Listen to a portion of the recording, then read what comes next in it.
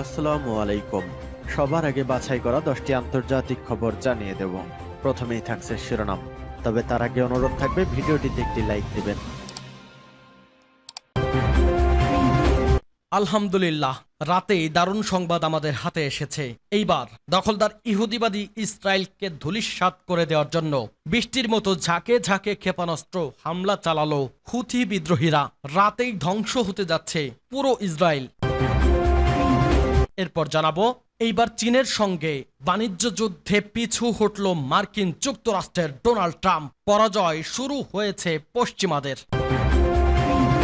এদিকে কাশ্মীরে হামলা নিয়ে এবার মুখ খুলল পাকিস্তান, আর রক্ষা নাই হিন্দুত্ববাদী নরেন্দ্র মোদীর সরকারের। আরো জানিয়ে দেব, সৌদি থেকে ফেরার সময় পাকিস্তানের আকাশপথ এড়িয়ে গেল ভারতের হিন্দুত্ববাদী নরেন্দ্র মোদীর সরকার। এবং সর্বশেষ জানিয়ে দেব, পশ্চিমাদের কপাল পড়ছে, আরব দেশগুলোর সঙ্গে শীর্ষ সম্মেলন করবে রাশিয়া। বিশ্বের অন্যতম পরাশক্তির দেশ রাশিয়া মুসলিমদের সাথে ঐক্যবদ্ধ হচ্ছে, যে কারণে ধ্বংস হবে দখলদার ইহুদিবাদী ইসরায়েল এবং তার সমর্থনকারী দেশ মার্কিন যুক্তরাষ্ট্র। ভিউয়ার্স, আজকের সংবাদের সব থেকে গুরুত্বপূর্ণ বিষয় হচ্ছে, ইসরায়েল জুড়ে ঝাঁকে ঝাঁকে বৃষ্টির মতো ক্ষেপণাস্ত্র হামলা চালিয়েছে ইয়েমেনের হুথি বিদ্রোহীরা। ইনশাল্লাহ অচিরেই ফিলিস্তিন একটি স্বাধীন মুসলিম রাষ্ট্র হিসেবে স্বীকৃতি পাবে, আর ধ্বংস হবে দখলদার ইহুদিবাদী ইসরায়েল। এতে আপনার মতামত কি? কমেন্টস করে লিখে জানান। আলহামদুলিল্লাহ, ইসরায়েলে হুথির ক্ষেপণাস্ত্র হামলা, বাজলো সাইরেন। ইসরায়েলে ক্ষেপণাস্ত্র হামলা করেছে ইয়েমেনের হুথি বিদ্রোহীরা। ইসরায়েলি সেনাবাহিনীও হামলার বিষয়টি স্বীকার করেছে, জানিয়েছে ইয়েমেন থেকে নিক্ষেপ করা ব্যালিস্টিক ক্ষেপণাস্ত্র ইসরায়েলের উত্তর অংশে আঘাত করে, ফলে ওইসব এলাকায় সাইরেন বেজে ওঠে। ইসরায়েলি সেনাবাহিনী এক বিবৃতিতে জানিয়েছে, বুধবার সকালে হাইফা, কিরিয়াত আতা এবং পশ্চিম গ্যালিলি সহ অধিকৃত ভূমির উত্তর দিকের বেশ কয়েকটি অঞ্চল এবং শহরে বিমান হামলার সাইরেন সক্রিয় হয়। ইসরায়েলি বাহিনী আরও দাবি করেছে, তাদের বিমান বিধ্বংসী ক্ষেপণাস্ত্র ব্যবস্থা সম্ভবত ক্ষেপণাস্ত্রটিকে বাধা দিয়েছে। ইসরায়েলের ম্যাগেন ডেভিড অ্যাডম জরুরি প্রতিক্রিয়া পরিষেবা আক্রমণে সরাসরি কোনো আঘাত বা ধ্বংসাবশেষের খবর দেয়নি, তবে প্যারামেডিকরা আশ্রয়ের জন্য ছুটে যাওয়ার সময় আহত বেশ কয়েকজনকে চিকিৎসা দিচ্ছে। মার্কিন বাহিনী ইয়েমেনের একাধিক অঞ্চলে নতুন করে বিমান হামলা চালিয়েছে।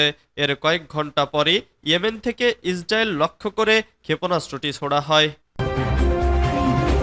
অতঃপর চীনের সঙ্গে বাণিজ্য যুদ্ধে পিছু হটলেন ট্রাম্প। মার্কিন প্রেসিডেন্ট ডোনাল্ড ট্রাম্প শেষমেশ চীনের সঙ্গে চলমান বাণিজ্য যুদ্ধে ওয়াশিংটন পিছু হটতে পারে বলে ইঙ্গিত দিয়েছেন। তিনি স্বীকার করেছেন যে চীন থেকে আমদানি করা বেশিরভাগ পণ্যের ওপর বর্তমানে যে 145% শুল্ক আরোপ করা হয়েছে তা ব্যাপকভাবে কমবে, তবে শূন্যে নামবে না।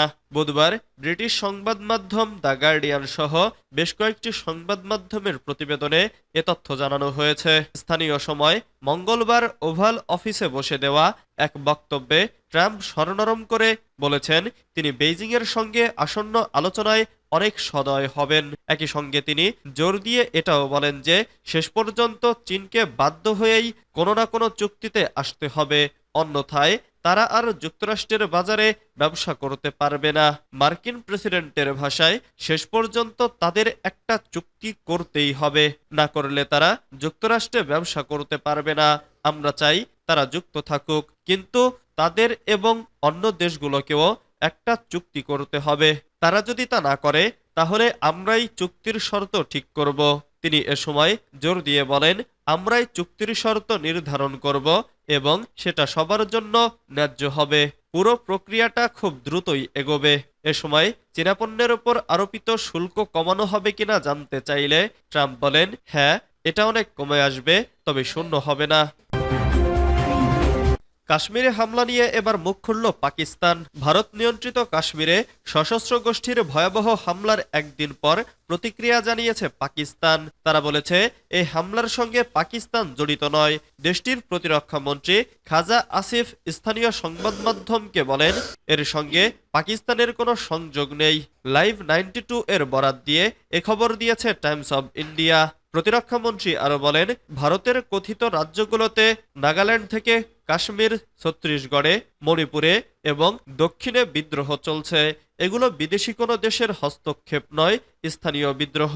মঙ্গলবার জম্মু কাশ্মীরের পেহেলগামে সশস্ত্র গোষ্ঠীর হামলায় ২৬ জন নিহত হন, যাদের সবাই বেসামরিক ছিলেন বলে জানিয়েছে ভারতীয় সংবাদ মাধ্যম। ভারত অভিযোগ করে থাকে তাদের নিয়ন্ত্রিত কাশ্মীর অংশে যেসব হামলা হয়েছে সেগুলোতে পাকিস্তানের মদদ থাকে।